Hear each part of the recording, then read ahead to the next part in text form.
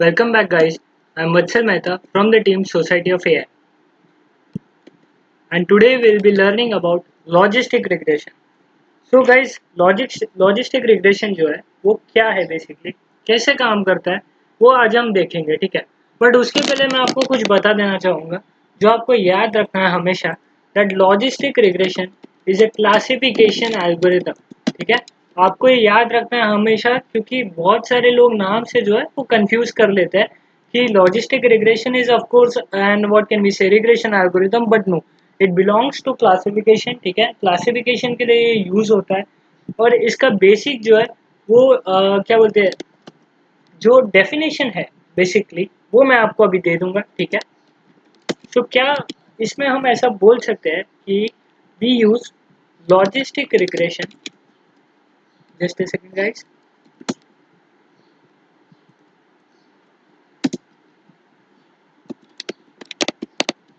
we use logistic regression to estimate that an event will occur or not, ठीक है। तो ये basic सा अब आपको देख के समझ में आ गया होगा कि we use logistic regression to estimate that an event will occur और नॉट। तो बेसिकली हम प्रोबेबिलिटी निकालते हैं किसी भी एल्गोरिदम की इन लॉजिस्टिक रिग्रेशन, ठीक है। आप समझ ही गए होंगे ये। जैसे मैं आपको एक एग्जांपल दे देता हूँ, जैसे कोई कस्टमर है, उसने बैंक से लोन लिया है, ठीक है, तो he will default on that loan और नॉट। सो इसकी प्रोबेबिलिटी क्या है, तो ये बेसिकली हम लोग फाइंड आउट करते हैं यूजिंग लॉजिस्टिक रिग्रेशन, ठीक है। इसका जो आउटपुट वैल्यू रहता है, it is not any random number, it is always defined, ठीक है। ये आपको याद रखना है। अब लॉजिस्टिक रिग्रेशन जो रहता है, that is also of two three types basically, not two. तो मैं यहाँ पे लिख देता हूँ कि उनके जो टाइप्स है वो क्या है, ठीक है। हम तीनों टाइप्स नहीं पढ़ेंगे गाइस, जो हमारे लिए इंपॉर्टेंट है वही हम लोग पढ़ेंगे, ठीक है। तो सबसे फर्स्ट टाइप जो है दैट इज बाइनरी, ओके। और सेकेंड टाइप जो है दैट इज मल्टीनोमियल,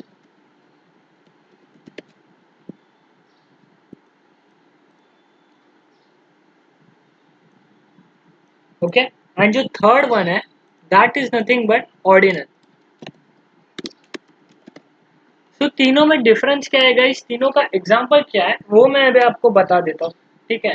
जैसे लेट्स से गाइस कि बाइनरी में, आप जैसे नाम सजेस्ट करता है, बाइनरी में you have two output classes, ठीक है। अब आउटपुट क्लासेस दो होगी तो कैसी हो सकती है गाइस, तो उसका मैं आपको एग्जांपल दे देता हूँ। जिससे जो आउटपुट क्लासेस रहेगी इट विल बी ट्रू और फॉल्स, ठीक है। सो यहाँ पे मैं आपको लिख के बता देता हूँ, इट विल बी ट्रू और फॉल्स, ठीक है। यहाँ पे मैं कलर चेंज कर लूंगा so that you can easily differentiate.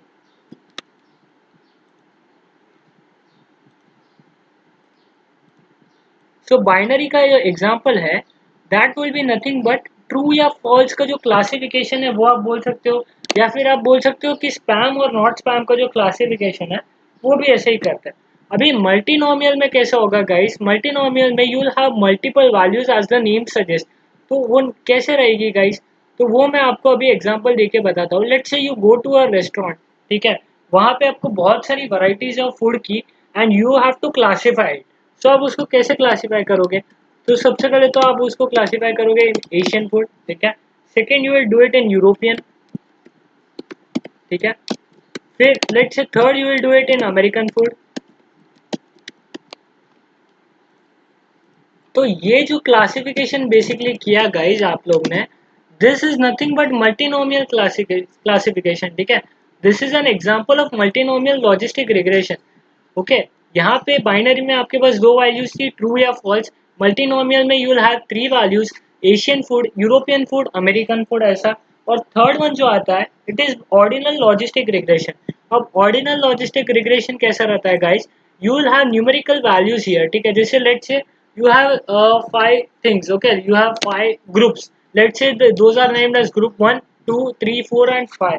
You have five of them. So how will you classify it basically, so you will do that using ordinal logistic regression, ठीक है। तो यहाँ पे आउटपुट वैल्यू क्या रहेगी, 1, 2, 3, 4, 5। Let's say आपके पास ऐसी कुछ आउटपुट वैल्यूज है, क्लासेस है। तो आपका जो आउटपुट रहेगा it will of course be calculated by using ordinal logistic regression, ठीक है। सो ये आप चाहे तो नोट डाउन कर लीजिए, this is normally asked in interviews, okay, and this is very important, तो आपको ये नोट कर लेना चाहिए गाइस, ठीक है। इसके बाद हम एक छोटा सा एग्जांपल लेंगे और फिर हम कैलकुलेट करेंगे कि कैसे sklearn लाइब्रेरी जो है वो लॉजिस्टिक रिग्रेशन को यूज करता है। Okay guys, so let's start. So guys यहाँ से मैं ये सब जो है वो हटा दूंगा, ओके।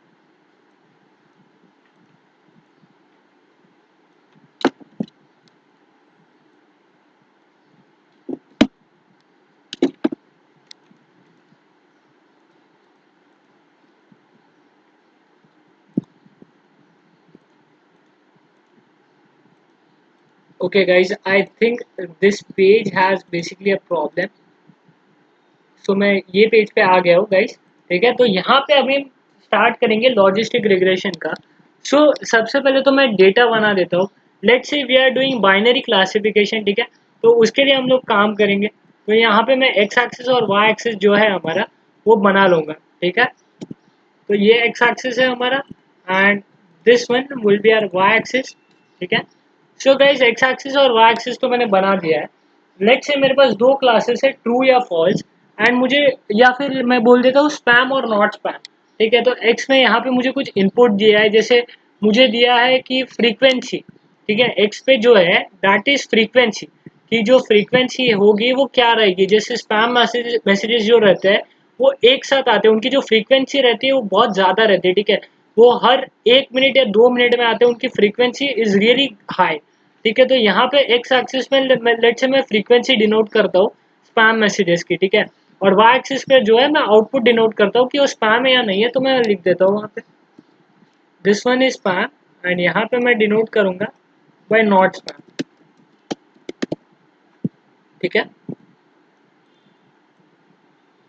तो यहाँ पे ऊपर जैसे जैसे ऊपर जाएगा वैसे वैसे उसके चांसेस स्पैम होने के बढ़ जाएंगे, और जैसे वो नीचे रहेगा उसके जो स्पैम ना होने के चांसेस है वो रहेंगे, ठीक है।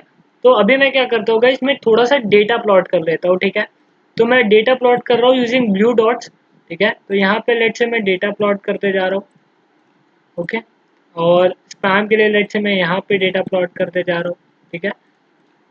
लेट से मेरे पास ऐसा कुछ रैंडम सा डेटा है गाइस, ठीक है। सो गाइस ये मॉडल के लिए हमारा मशीन लर्निंग मॉडल जो है वो क्या करता है बैकएंड में गाइस, वो करता है वो है जो है वो एक सिग्मॉइड कर्व बनाता है गाइस, ठीक है। अब सिग्मॉइड कर्व कैसे बनाते हैं गाइस वो मैं बताता हूँ आप लोग को। तो सिग्मॉइड कर्व जो है guys it is drawn in an S shape, ठीक है। एक स्लीपिंग एस के शेप में हमारा सिग्मॉइड कर्व बनता है। तो वो मैं ड्रॉ कर लेता हूँ, हमारा जो सिग्मॉइड कर्व है it will be nothing but like this, ठीक है। if it will of course be straight, right now this graph is not that straight, ठीक है। एंड यहाँ पे it approaches you can say 1, और ये जो हमारी वैल्यू रहेगी guys this will be 1, okay, and this value will be of course 0, ठीक है। यहाँ पे मैं डिनोट कर देता हूँ गाइज 1 और 0। तो गाइज अभी ये क्लासिफिकेशन हुआ कैसे या क्या हुआ, ये लाइन ने क्या किया वो मैं आपको बताऊंगा। तो गाइज क्या रहता है, ये एक टाइप की ग्रुपिंग आप देख सकते हो क्लासिफिकेशन में यहाँ पे, ठीक है। तो क्या होता है गाइज लेट्स से कि जो नॉट स्पैम मैसेजेस रहते हैं उनकी जो फ्रीक्वेंसी रहती है वो बहुत कम रहती है, ठीक है। उनकी फ्रीक्वेंसी लेट्स से होती है लाइक कि 1 घंटे में एक आता है उस ईमेल आईडी से मैसेज, या 2-3 घंटे में एक आता है, ठीक है, वो एड्रेस से। तो वो जो है यहाँ पे उनकी फ्रीक्वेंसी एकदम कम है। एक्स एक्सिस को मैं फ्रीक्वेंसी से डिनोट कर रहा हूँ, ठीक है। तो यहाँ पे जो कम फ्रीक्वेंसी वाले मैसेजेस है वो यहाँ पे है, और जो स्पैम वाले मैसेजेस रहते हैं वो अचानक से बहुत सारे आने लग जाते हैं, ठीक है। उनकी फ्रीक्वेंसी रहती है लाइक 10 सेकेंड्स में एक आता है, 12 सेकेंड्स में हाई आता है, तो उनकी फ्रीक्वेंसी जो रहती है वो हाई रहती है, ठीक है। तो यहाँ पे रहता है। तो लॉजिस्टिक रिग्रेशन क्या करता है guys, it draws a sigmoid curve, ठीक है। सिग्मॉइड कर्व का जो फॉर्मूला है it is nothing but 1/1 plus e raise to minus z, ठीक है। तो ये आपको याद रखना है 1/1 plus e raise to minus Z.